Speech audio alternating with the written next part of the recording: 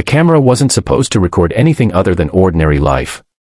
The lens pointed at a narrow hallway, the kind where the wallpaper had started peeling in one corner, where a small dent in the doorframe marked a childhood memory. The phone on the counter buzzed once, twice, and went silent. Nobody picked it up. It wasn't unusual. Phones always went unanswered for a few minutes while the morning routine settled in. But that day, the vibration lingered like an echo, a faint warning that something had shifted, though nobody knew it yet. She moved through the apartment with habitual precision. Keys clinked against the counter. Coffee steamed in a chipped mug. Shoes lined up neatly by the door. A calendar on the wall marked birthdays, deadlines, dentist appointments she never rescheduled. Each item was a small promise, a life meticulously managed. Each step was normal. Perfectly normal. Outside, the world carried on. Neighbors laughed. Cars honked. Somewhere down the street, a dog barked.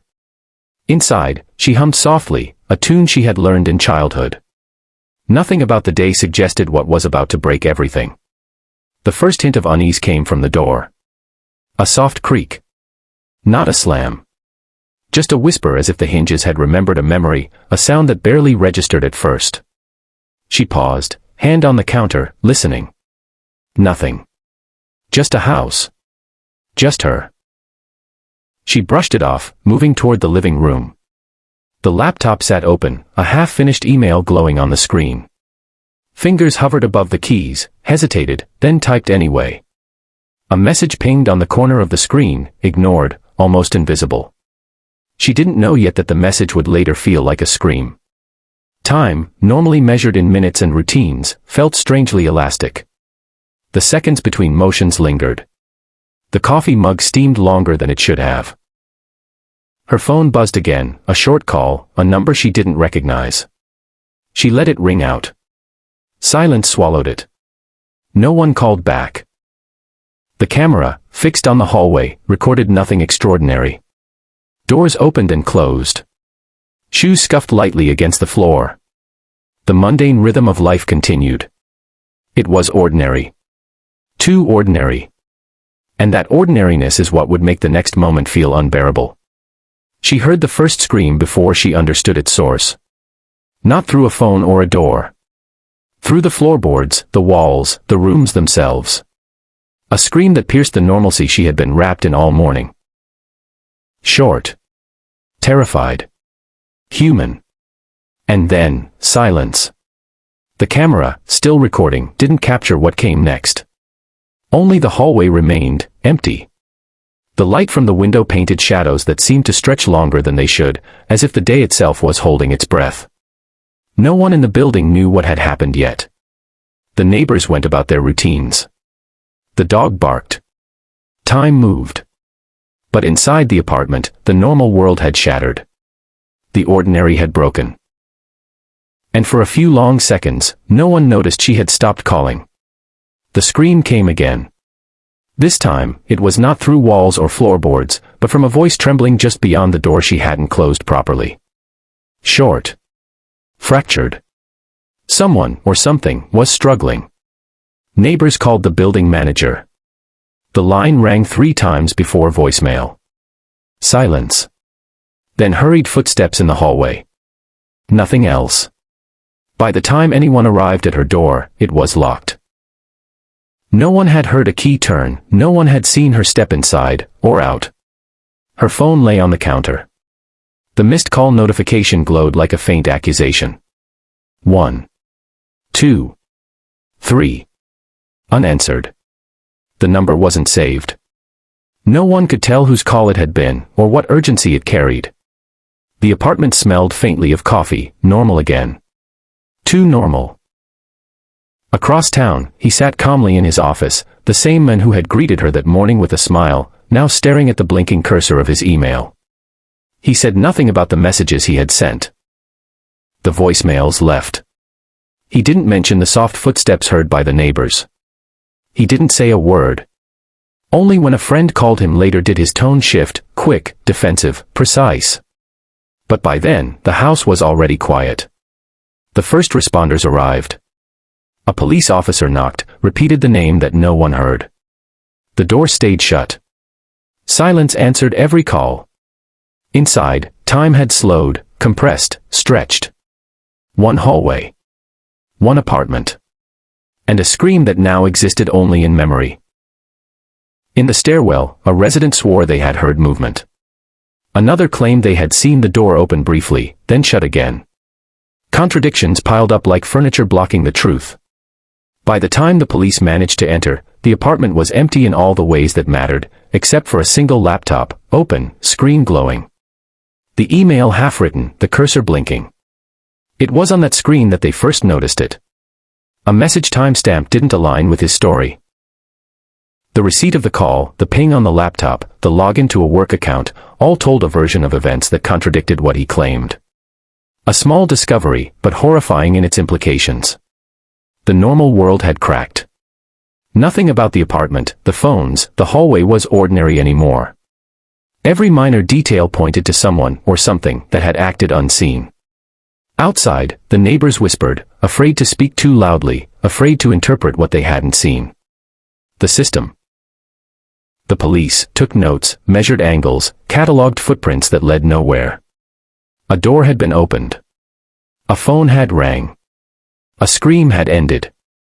And no one knew what to do next. Time continued, indifferent. Outside, cars honked. Dogs barked. People moved through the streets, oblivious. Inside the apartment, silence held, heavy and accusatory. A scream had been heard. Then the camera cut out. By the afternoon, the neighborhood was buzzing. She was missing, and the ordinary apartment had become a crime scene. Police barricades were set up, but the story had already spread. Each neighbor had their version of events, shaped by what they thought they saw, or failed to see. Officers spoke with friends and family first. They described her as responsible, organized, meticulous. It was impossible, they said, to imagine her vanishing without reason. She wouldn't just leave, one family member repeated. But the unanswered calls, the laptop glowing in her empty apartment, told a different story. At the local precinct, investigators followed protocol, check social circles, track phone logs, review security footage. The footage itself offered little clarity, doors opening and closing, a shadow crossing a hallway, the timestamp mismatch from the laptop. Small details, all of them ignored at first. Attention turned to him, the man who had been there that morning. He was cooperative. Calm. Overly so. The media framed him as a concerned acquaintance, a friend caught in misfortune. Headlines echoed a narrative that seemed plausible, a disappearance, perhaps voluntary, perhaps accidental. Friends offered theories, stress at work, a sudden argument, a temporary panic.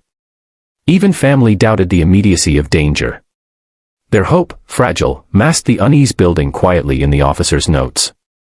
The first cracks were appearing. Phone logs didn't match his statements. Neighbors' accounts didn't match each other. Security footage revealed doors opening for no apparent reason. Everything seemed normal at first glance, but nothing aligned when examined closely.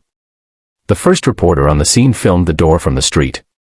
Neighbors heard screams early this morning, but the apartment seems empty now. Casual to anyone listening, yet heavy with implications. By the end of the day, the first assumption solidified. She had left, perhaps upset, perhaps confused.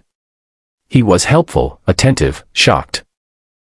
And the system, the police, the media, the neighbors, had already started to fill in the gaps with their own expectations, masking the truths that would emerge later. But one question persisted: why hadn't anyone acted sooner, when the first signs, the scream, the phone, the door, pointed clearly to danger? Small inconsistencies began to surface. A timestamp on the laptop login that didn't match his account, a neighbor seeing her shoes at a time he claimed she had left, a phone pinging where GPS said she could not have been. Alone, minor. Together, impossible to ignore. Investigators felt the weight of time. Every minute passed without her answers now loomed like a verdict. Reports were cross-checked, interviews replayed, and the picture began to fracture.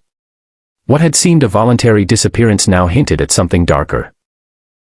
He arrived at the precinct again, calm. His composure meticulous.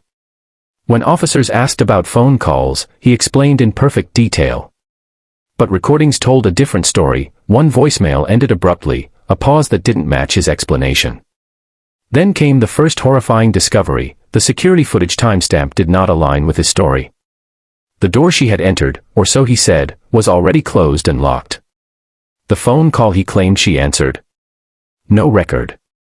Investigators realized someone was lying, and time itself had witnessed it. The scream, the locked door, the unanswered calls, they were now connected, shaping a story no one could ignore. Investigators traced her life through emails, texts, and messages. Quirks became control, arguments became patterns. She had laughed off warnings at the time. Now the laughter felt like a silent scream. Neighbors recalled faint footsteps, hushed tones, doors slightly ajar. Each detail, once overlooked, formed a rhythm of fear. He, the calm man, began to show cracks, but only publicly. Crying when cameras rolled, smiling in others' presence, rehearsed grief. Investigators discovered similar minor incidents months prior: delayed responses, reports of unease ignored, subtle control escalating. Patterns emerged: missed calls, unlocked doors, small manipulations. She had signaled danger repeatedly, but silence had shielded him. Traces remained: footprints, fibers, logs, timestamps.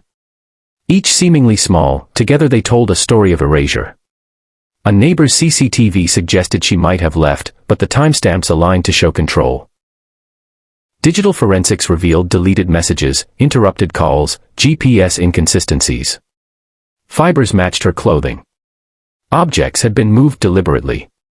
Her absence, her attempts to communicate, every signal ignored, all became evidence.